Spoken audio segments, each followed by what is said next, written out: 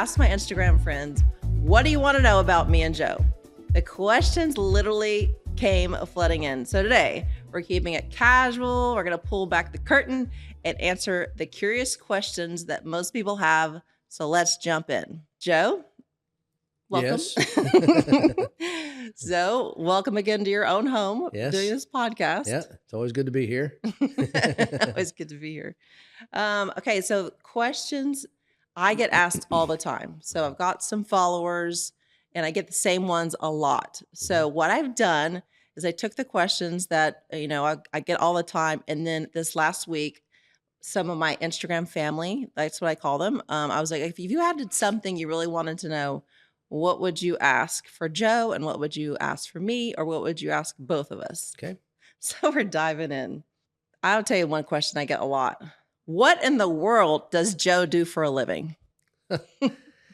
Well, I guess I would say semi-retired. Not much on the semi, but software, computer software. I've sold for many, many years, and eventually got to a place where I could stop being day-to-day and operational and do boards. So I sat on board of directors for 5 companies and give them advice on their go-to-market, which is their sales and marketing.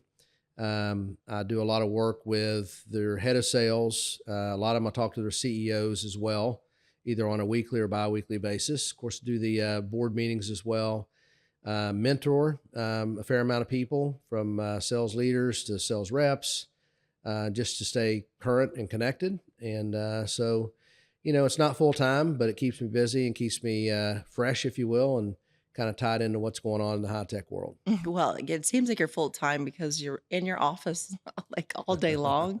And it's so funny because we have remodeled a lot of homes together. And I've learned over the past 11 years, when there's workers here, your door is shut. Yes. Well, Like, that's my refuge from all the madness. And the other thing I'd add is probably do a fair amount of investing as well in some of the startups. And some of them are really interesting and, very fun to work with. a lot of people want to know, like, how do you become so successful? And obviously, it's something everyone's interested in, women and men, everybody. So we're going to get back to that. So I just saw the first question, but I wanted to say quickly, we have been married. How long have we been married, Tester? 11 years. So 11 years, Yeah. and we have 3 kids. Yep. I have my daughter who's 31, Yep. and your kids. Wilson's 33 and Emma Bimma is 27, getting ready to turn 28. So we have a beautiful family, and we love them to death. And we are lucky enough for them to come visit both houses quite a lot. Yep. And they bring their Not friends. enough, but quite a Yeah, lot. not a lot. Not we would like them more, but so anyway, first question: how did we meet? It was actually Bob's Steakhouse, which is a very nice high-end steakhouse in Grapevine, Texas. I was sitting at the bar, minding my own business, just came in from a business trip, was buying myself a steak to celebrate a long, hard week. And you and your best friend Jenny came in and plopped down next to me, and we started up a conversation and got to be friends and hanging out, and then kind of the rest is history. Okay, that is a very short version. So it's so funny, you guys. I get questions that gets asked in front of us. So we'll be out to dinner with other friends. They don't know us that well, and of course, that's the normal question. Where did you meet? And now for over 11 years, because we would get asked that when we were dating. Yep. I always say we met at a bar, and then you should see Joe's face. He's all because he sees himself. You just got so much going for you. You just don't want to see yourself at a bar. Yeah, wouldn't want to be John Travolta. So he always corrects very quick, but I can't help but saying it. Yeah. So, and then the question a little bit was asked towards me. When we met, I literally was divorced for just on paper for only a few months. I had been separated from my ex-husband for over a year, but I think that's another story. But as you know, I was like in a very mentally abusive relationship that I had just got a divorce out of. So when we met, even though, God has perfect timing that we don't even see, it was like the last thing I saw coming. Right. So my best friend and I were sitting at the bar in Bob's Steakhouse, and we had just got off work because I used to be an athletic director, and we had a banquet. So, if you host, I was hosting the banquet because it was all the women's sports in the school, and we were both looking cute. And so we were like, well, since we look cute, let's go to the steakhouse at Bob's. And so we had this line that we would say, so do you come here often? And that was the line. Yeah. Like, that's literally how we would get a conversation going with a guy. Yeah. And I was the more outgoing one. So, Jenny was sitting next to you and I was the one over there. And I was like, ask him the question. Let's get the combo going. And I was like, Jenny, ask him the question. She's shy. And she's like, no, I know, I'm not going to ask him. I was like, ask him the question, Jenny. We always do this. And she was like, no. And I was like, ask him the question. And then, so she finally braved enough and looked to you and said, so do you come here often? So technically that is the longer version. And I don't even usually say that version. I just say, I looked at you and said, do you come here often? Yeah. It's a funny question, and definitely got the conversation started, and, ended up having a fun conversation that night and went out several times together, and the rest is history. The rest is history. Ladies, it's hard to meet good guys. Like it just is. And the funny thing about the end of that night, when we exchanged numbers, that's just not something where I would ask the guy for a number. That's just not something I did.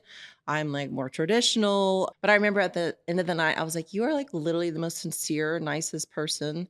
Let's exchange numbers. So we all exchanged numbers. And, we were just friends there for a while. Yep. I'm doing a follow-up. This wasn't asked, but our first date, we had to talk about that. Well, no. It wasn't our first date. We were just together for we were really in front of each other. Yep. Do you remember where we were? Yeah, we were at Medea's, which is right next to Bob's Steakhouse, actually. So same location in Grapevine. Very, very good Mexican restaurant. If you go to Texas and you're in that area, that's highly recommended. Medea's is spectacular food, and we'd always just been friends and hanging out together. And I never really, looked at you any other way as just another more than a good friend. And then sitting directly across from you, I think I remember looking at you and saying, you're actually quite attractive. And it was so this is sincere and maybe didn't sound good, but he looks at me and he goes, you're really attractive. And I looked at him and I was like, that's not really a compliment. Because I was like, we had gone out, as friends several times in groups or whatever. But, he was just like so sincere and just, he didn't mean anything by it. But, and then, not going to lie, by the end of the night, did you ask me out? I did. What'd I say? No. But as I always say, selling starts at no. So. Yeah, like I said, I was like, I just wasn't ready for a relationship. But yeah, he wasn't going to take no for an answer. Nope. Joe, when did you know that Amy was the one? Pretty early on, because you were very nice and obviously attractive, but I just enjoyed being with you. Had so much fun together, and you had such a good spirit about you. You were very sincere and, easy to be around. So it was pretty early on, actually. Thank you. It says follow-up question. I guess this person wanted a follow-up. How has she supported you over the years? Well, I think one of the things that I think, in my opinion, every successful person usually has someone behind them that's being very supportive. Whether you're a successful female, you've got a successful man friend or husband or boyfriend or whatever behind you that's supportive, and vice versa. And I think that at the time I had gone to a startup, which in the software technology world is a really hard thing to do, because like the name sounds, it's a lot of work. I went from a company where I had 2,000 people reporting to me to less than 100 in the whole company. And so it was very difficult. I had to go to San Francisco every week or somewhere else in the world. Did a lot of traveling. And, I could always depend on you for somebody I could bounce things off of, tell you about some of the issues and so on I was thinking about dealing with. You traveled with me a fair amount when I'd go to Europe and Asia and so forth, so that was very helpful. And I feel like that as I look back, it was a great 4 years at App Dynamics, had a great outcome, but it was definitely way more successful because of your support. There's no question in my mind. Thank you, honey. That's true. Yeah, I remember I worked as athletic director and a volleyball coach in the 5A arena for many years. And I remember we were getting married, and you were like, "You should quit."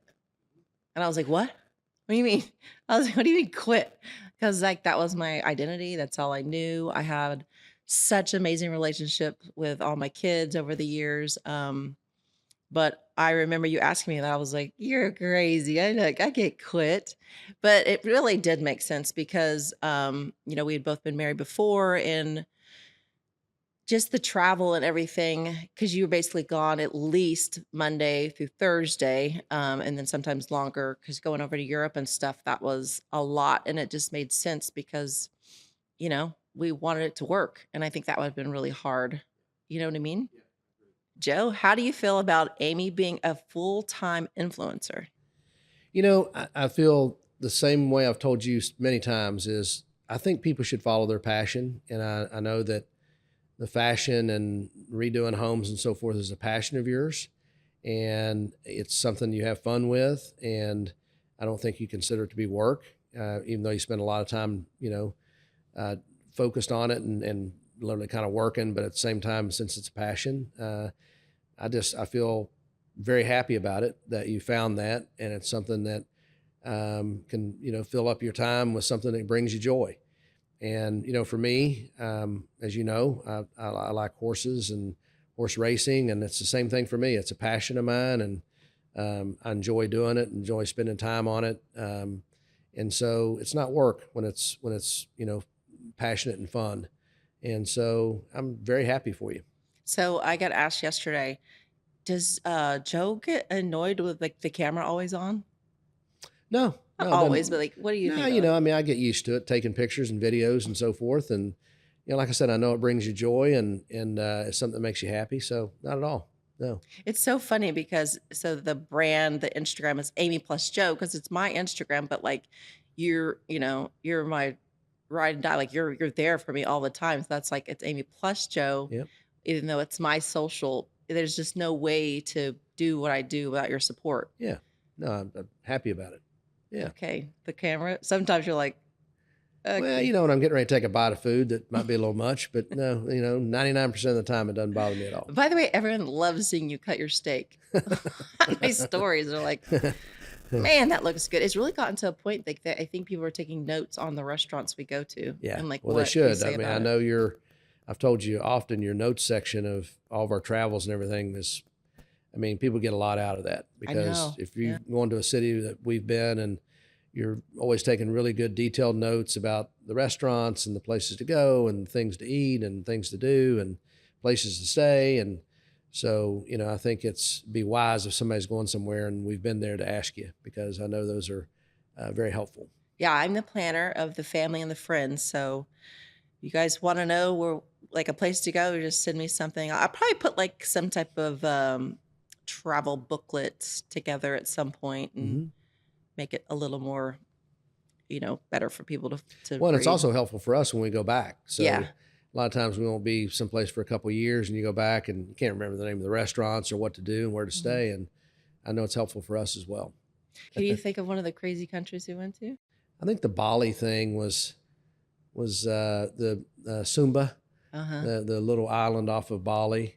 It was the number one rated hotel in the world 2 years in a row. And what was bizarre about it is you flew in from Bali, I think, to Uh-huh. this little island, and then you had to drive like 2 hours over this dirt road that was pothole after pothole and just brutal to get to this resort. And it was literally in the middle of nowhere and really nice. I mean, very luxurious place and so on, but very remote. We did this hike across the island that was crazy with Tiger. I remember that was his name. Yeah, the guy that went up the tree. Yeah, he climbed literally like 100-foot palm He tree to goes, get do you coconuts. want us to get you a coconut? You want a coconut? We're like, sure. Yeah. And They're laying on the ground. I'm thinking he's going to pick it up and just, whack off the top. And next thing you know, he's shimmying up the tree how far, how long? at least 100 feet. Yeah. And you couldn't see him. He was up in the fronds, and all of a sudden these coconuts start flying out. He was like And Spider-Man going yeah, up there. I think he said he was one of 3 guys on the island that could do it. Yeah, we were like blown away. Yeah. But we were just talking, was it 2 days ago, to someone about that trip. Yep. And if you guys, I would say, give them a little advice if they are thinking about doing something like that, because we learned something from that trip. Just felt like it didn't have really good security. It's one of those places that, it's remote and the locals are all nice and so forth, but they obviously know this is #1 resort hotel in the world, and there's people that have means there, and it just seemed a little bit loose that way. But everything else about it was just a great experience. I mean, if I went back, for example, a lot of people I think didn't lock their doors because it felt so safe and remote, and I don't know if I'd advise that, but it's for a place to go if you can get there. It was a lot of fun. But it is hot there. Wouldn't go back. Yeah, it is. I've been brutal. A couple times. The first time I went, it was way less crowded. Way less crowded, probably a third. But then when we went, it was just, packed with traffic, and the heat is just oppressive. And, even in the pool, you can't really get, cooled off. We did 2 hotels. So there's one up in the mountains, both 4 Seasons, I think. The one up in the mountains was great because it had that river down, beside it, and they had people rafting and so on. It was cool because you're up in the jungle. But man, down on the beach, that was brutal. We would our best part of the day was when we would run into our air conditioned suite. Yeah. Yeah. But I would never go back. They had a lot of fascinating wood carvers there. I remember that. That was part of their culture. And, so I just think because it's so crowded and it's so hot, I just wouldn't go back. So we should just do a whole other podcasting on just trips, because I know I can help a lot of people out there wanting to go, because since we've been to so many countries. Yeah. I've got so much advice, and I kept on those notes. So for another day. Yeah. Okay, so remodeling homes. Before I ask this question, I'm trying to think back, how many homes in 11 years have we remodeled? Well, let's see. There's the townhouse. There's the place in San Francisco. There's 2 places 2 lake in San houses. Francisco. Yeah, that's 5 because there's 2 lake houses and The this apartment house. in Dallas. Yep, that's 7. Yep. And then the first lake house, the second lake house, and now here. Yeah. When we met, we were so busy, and at the same time just creating all these homes, but it became too much for us. Yeah. It was it's so much, you guys, right? It's I think we had 5 at one time. And it was just, it's a full-time thing. Every time you show up at a place, there's something wrong, and you got to worry about the maintenance of it, the upkeep. And so now we've consolidated down to 2. That feels just right. I agree with you. Question is, what's it like remodeling homes together? Well, I think, and also says who does what and who usually gets their way. Well, I think it's collaborative in that you do all of the picking and choosing of the decor and the design and so on, and I write the checks. So it's a pretty good partnership, and you get your way 100% of the time, because I readily admit that I'm not really good at envisioning or visualizing, or I have a hard time looking and seeing what could be. So I leave. It's a great partnership, though. Yeah. I'm a pretty good negotiator, I think. So I try to do that part well, and the budgeting, and making sure we're always getting our best prices on whatever we're getting. And you do a great job in terms of the actual decor and getting things that are really high quality. And if you're going to live there, you want to make sure you enjoy it.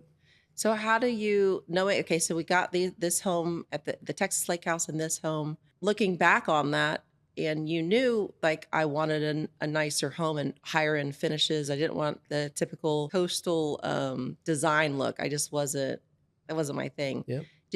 How did you feel when it got done? Did you ever expect the house that we live in now? No, not anything close. If you look at it when we started, and it was just a totally different house, built in 1980, and the extension in 84. and it looked that way. You know, it was almost 40 years old. Actually, almost 40 years old.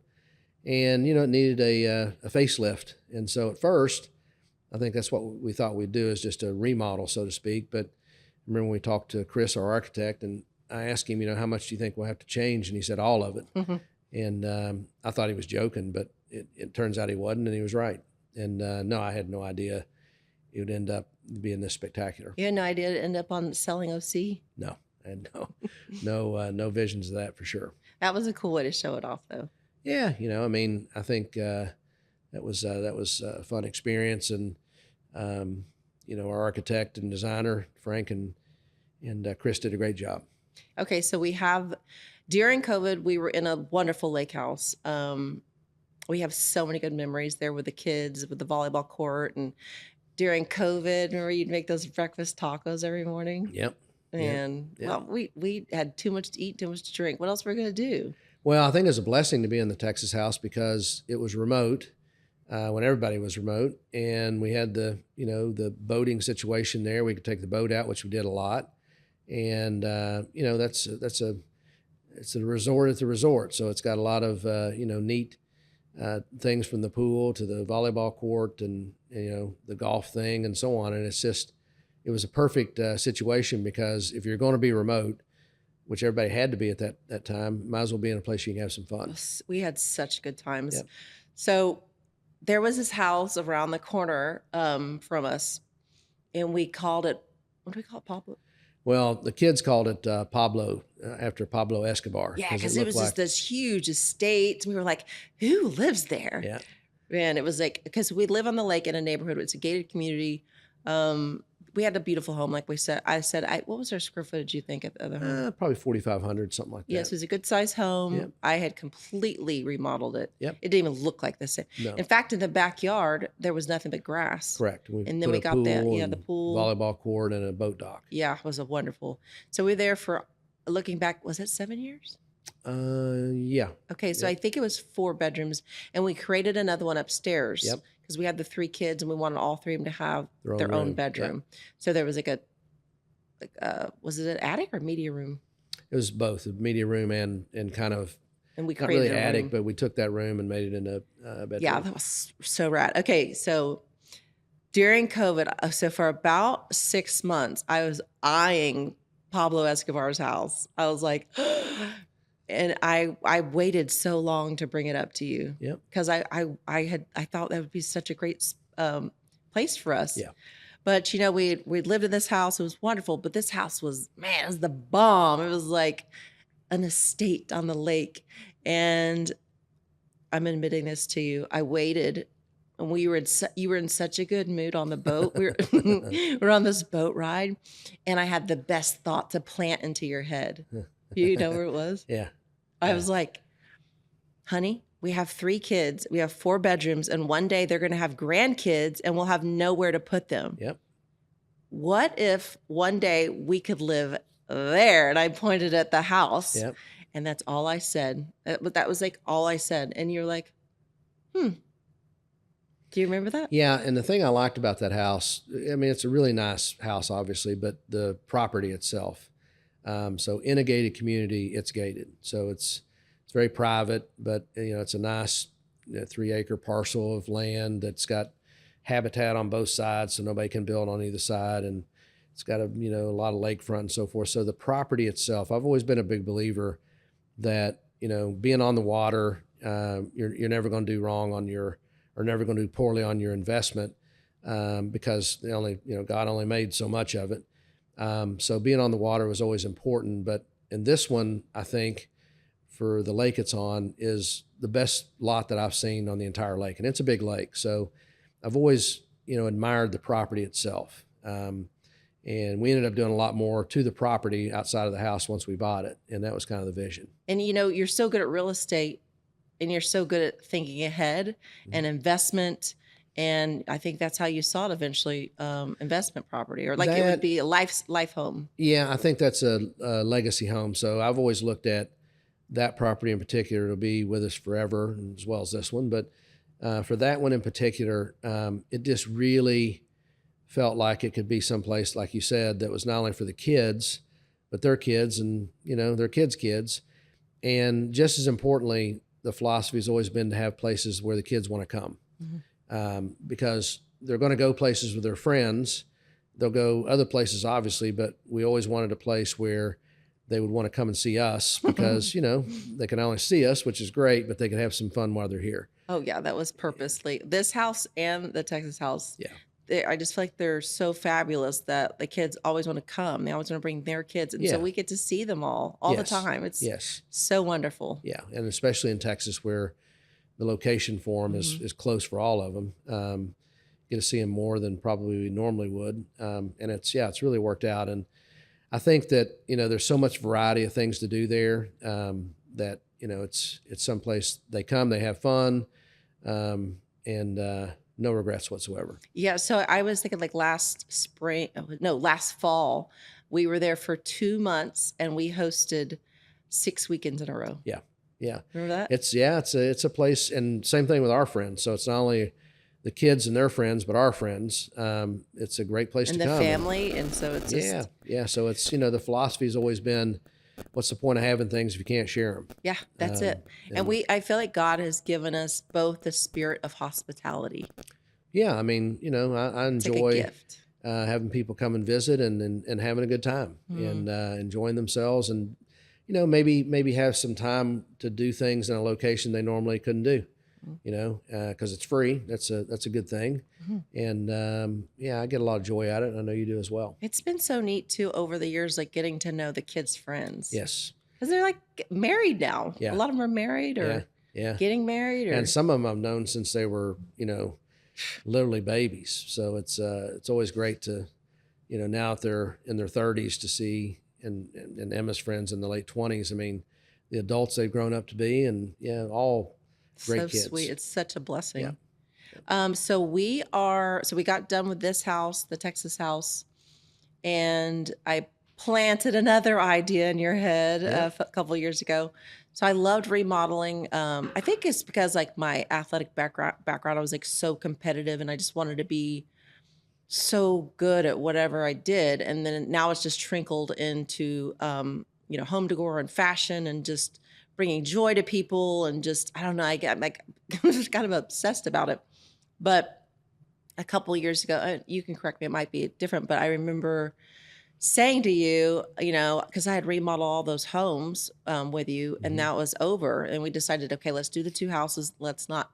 And I missed it so much. And a couple of years ago, I remember we were in the neighborhood here and we're on a walk.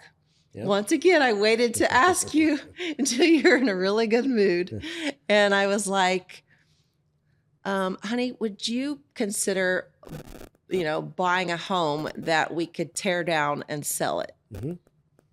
Yeah. And I mean, the answer is always the same on any investment opportunity, is if the situation presents itself to where, you can make money, it's worth considering. Interesting for me in that we've always done real estate for our own personal use. You don't really do it with the thought of reselling, although I do like to look at the investment to make sure we're not upside down. But this is a situation where, we decided to do it. We had a really good opportunity with our architect and his brother. So in a partnership, they had a piece of property that was ripe for, the situation we wanted. And, so we decided to go for it and learn from it. Yeah. And, so I remember you said, I think we could do that in a couple of years because just it didn't make sense financially. And then remember Chris Light called you. Yep. And he already had a house that was approved through the city. Yeah. So that was what you really liked. Yeah, and he had a lot of partners that were in the construction business and didn't want to stay with it. And, he presented it to us and made financial sense. And, hopefully this October that it'll be finished and we'll put it on the market and see what happens. I know you guys say a prayer. I mean, it has to work out because I want to do it again. So it's called Pacific Coast Home Reveal, Yep. which I think you came up with that name. No, I think Or did we look it up, Google it? I think that was you. Really? Yeah. Okay.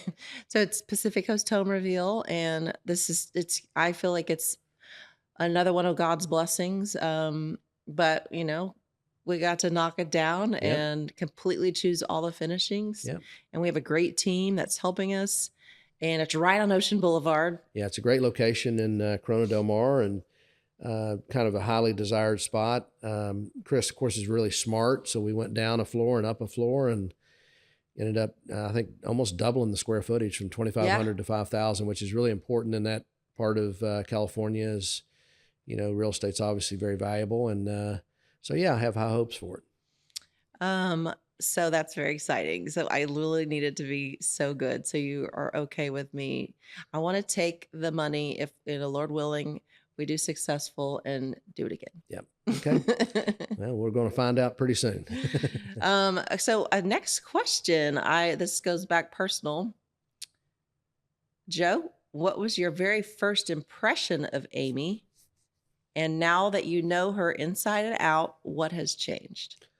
I think first impression, obviously gorgeous, tall, very, very nice, very fun to be around. Just a great, joyful spirit. Loves the Lord and is a follower of Jesus Christ, which is important to me. And I think what's, I don't know, changed, but just it's just been validated more and more and every day. I mean, so I think it's been, I guess, 11 years married and over 12 years together. It's just gotten better every day. Oh, That's true. it's so true, though. Yep. I mean, you are literally the kindest human being I know, and I respect you more than any other man I know. You and my Yeah. dad, and that's it. Like Yeah. that's it. I'm So speaking of faith, I just looked down at it, and the next question was, how does your faith play a role in your relationship and life? And it reminded me, when I was single, that was such an important thing for me. I have to find someone that's equally yoked and have the same faith, Mm-hmm. and that it's not important to everybody, but that was just something very important to me. And I remember we were on a date. I think it was maybe the second date Mm-hmm. when you were looking at, oh wow, she's actually attractive. So I think it was the second date, and I just asked you about your faith, Yeah. and you were just very open, clear about it. And do you remember what you said? Well, I think I know what I said because it's been consistent since I was a little boy. Having grown up around my grandmother and grandfather, who were very religious, if you will, and had a ministry and so forth. And it's real simple. Christian, and the definition for me is really simple. It's you believe in Jesus Christ, you ask Him to forgive you of your sins, and you want to live a life that is pleasing to Him, and that's how you get to heaven. And I know there's different religions and different views, and that's mine, and that's been that way since I was a little boy, and hadn't changed and won't change. So I think our faith has been so important in all of our friendships, because not all Mhm. of all, I would say, I mean, a lot of our friends don't really have a religion, or it might be a different religion. But I find it fascinating that all of them have full respect for us and our beliefs, Mhm. and we bless the food Mhm. at dinner every night, no matter who's around. And I think Mhm. everyone just kind of, it's not even about, it's like taking a moment of being appreciative, Yes, you know? being thankful, and saying thanks to the one who provides, I and know. everything comes from Him, and that's what my mom used to tell me, and that's the truth, and that's there's no wavering in that. I respect people in terms of different beliefs and views and so forth, but mine are mine, and same as yours. We're aligned on that. I think too, I get asked a lot, like, how do you keep this up? And, if people saw you behind the scenes, they'd say the same thing, because we're always on the go. I mean, I'm always planning something, what's next, and fashion, and doing the home remodel, and you're always busy. Well, you do love golfing too. I'm a passionate golfer, yes. Not a good golfer, but a passionate one. So I do enjoy, try to play 3 times a week or so. If I can, I'll play 4 times a week. But I'm blessed to live close to a really nice course here, and same thing in Fort Worth. So yeah, that's one of my passions. But I think it's like just saying, like, I feel like our faith is what brings us so much joy to do what we do, Yep. and be able to host the way we do. Hmm. And that's where it comes from. Yeah. Well, I mean, never forgetting where it comes from, and being thankful and appreciative. So it can all be gone tomorrow, and that's okay, because the biggest reward's not here. It's the next place we're going. Okay, so a couple more questions. We travel a lot, and they want to know, Joe, what is your favorite place you've ever been so far? That would probably be impossible to answer, but I can pick, maybe a top three in no certain order. I still enjoy Australia. Been there a few times, and I love the people. I love the country. I love the environment. Sydney is fantastic. Melbourne's great. Traveled all over, and I love the culture there, and they love Americans. It's always fun when you go. That's one of my favorites. Italy's probably another one for the people, the food, the beauty. It's so varied. Amalfi Coast to Tuscany to Rome, my favorite city. Florence, probably your favorite city. It's just has so much to offer. And then probably it would be a toss up between France, which love Paris and love same thing as Italy, food. People outside of Paris are great. In Paris, not so much, but beautiful. And it would probably be a toss up between France and Japan. And I just really love the Japanese people, and Tokyo and Kyoto, and did a lot of business over there, made a lot of trips. Oh man, you got some good stories on Yeah, Japan. they're great people. But we're gonna have to share some of those stories later. Yeah. That's amazing. I cannot wait to share our travel stories. Yeah. So Tokyo was great. Kyoto was great, and doing business there was fantastic. Okay, so fashion, we'll talk about that real quick. Yep. Obviously, I've gotten way more into it, and they want to know how my expansion of fashion and love for it has changed your wardrobe. Well, it's very simple, and I've told you this all along, that I don't have to look at myself. So you have to look at me, and if you like it, then I like it. And there's a lot of things that you like that I do like a lot. The sweater, for example, I really like this sweater. Okay, you're wearing Brunello Cucinelli. You better love it. Yeah, I mean, but it's a comfortable, good looking sweater that I enjoy wearing. And, I really don't think too much about fashion. At the same time, I do look, everybody likes to look nice. And especially if it's pleasing to you, then it's pleasing to me. Well, you're so handsome. Need those glasses. So I remember when I first met you, and man, you would wear those. Everything was baggy. Yep. So you would wear the I don't know if they're like oversized polo shirts, and Yep. they're like too long on the arms, and Yep. really long, like go halfway between the legs, Yep. and the baggy jeans, even like your suits. Yep. Like secretly just worked on you. Yeah. I was like, I didn't try to push it too much. Yep. But I know that you don't like throwing things away. Yeah. Well, yeah, I'm a hoarder when it comes to that, because you never know. You would sneak it in the beginning. I think a lot of it comes from growing up without anything. It's always hard to throw away something that is perfectly fine. So maybe finding a place to give it to is probably the answer. But Yeah, I would give them away. Yeah. I would eventually take like 2 polos at a time. Yep. And sneak them in a trash. I don't know if I've ever told you that. I would put them in a not trash, like one of those big plastic bags, and I would kind of wait to see if you would notice in a couple of your baggy jeans, and then you would never notice, and I'd give them to Goodwill. Yeah. Good. And then like over time, you don't have any left. Yeah. I've noticed that. But you do look fly and handsome. You got your Gucci loafers on and your Peter Millar think so. Millar Yep. pants and your Brunello Cucinelli. Yep. I always get Joe, try to get one for you every winter because they Yep. go on sale Yep. in February, because Brunello's way too expensive. But Way too expensive. Yep. you look so handsome. Thank you. Okay, we're both getting asked this question. I'll go first. What do you love most about Joe? Well, I would definitely say your sense of humor. Mm. I feel like sometimes on the camera, like people see you as like so serious. I don't think they see you serious. They don't see the side that I see, because you are like literally the funniest human being. And then your laugh, you make me laugh so much. I love your work ethic. Mm. I've never seen anybody. Nobody has ever worked as hard as you. Mm. Maybe you're bouncing. I'm bouncing off of you a little bit with this whole new adventure of mine, because I Yeah. see how you work, and it's incredible. And you have like the biggest heart. Mm. Everyone always comments about how nice you are and kind you are. and you're that way all the time. You're a nice, extraordinary human being. Well, thanks. Thank you. I don't know if I see myself that way, but it's nice to be thought of that way. I would also say, back to your humor, like you're very playful. Like Hmm. we just kid around a lot. Hmm. Um, and you like going out a lot. Hmm. I've always loved that about you. Hmm.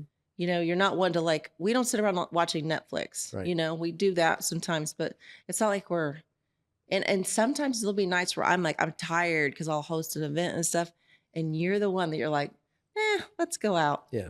I Well, it love doesn't that have to about be any you. place fancy or big to do, but I think, getting out and about is fun, and, it kind of keep things fresh. I love the way you support the family. Hmm. You're like the king, you know, I mean, you do it in such a gracious, kind way, and with the kids, and I mean, with everybody, you're the leader, Mm. and it's just so fun to sit back and, well, I pretty much just learn from you.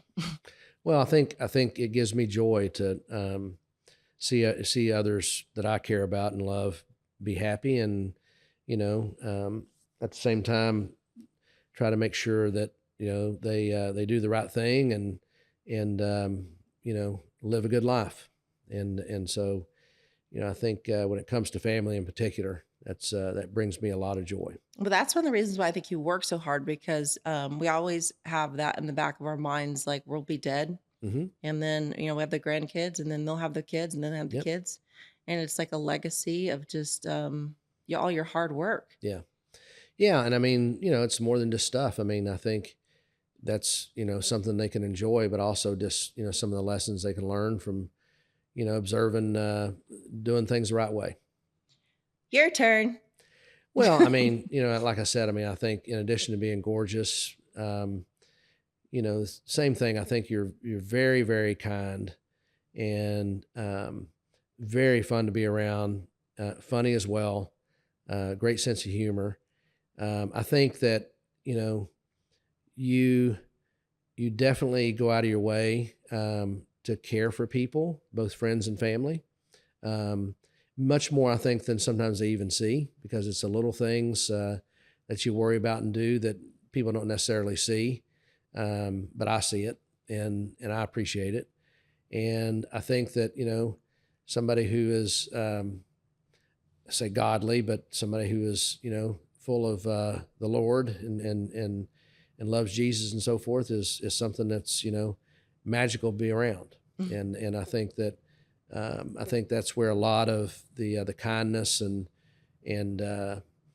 helping people as much as you can, both family and friends, comes from. And I just consider myself very blessed to have met you, and it's been an adventure of a lifetime. Thank you, honey. Okay, this one.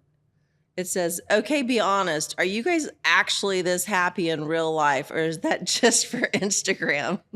I would say the answer is no. We're actually happier. Oh, that's so Yeah, I true. think um, I mean, when you're in front of a camera and so forth, you're probably not as natural as you are in real life. And I think we actually have more fun and enjoy each other even more in what comes across. That's my opinion. I totally agree with you.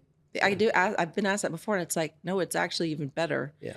because it's just us. Yeah. And okay, last question. This is funny, Joe. This Uh, is to you.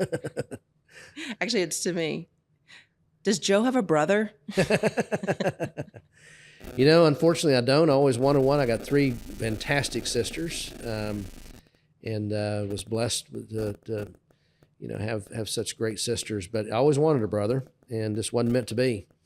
And I think that boys are great, and I know Wilson probably would have wanted a brother, but it's wasn't meant to be either. So Well, you are one of a kind. That's why I get asked that a lot. Like, does he have a brother? Julie always asks me that.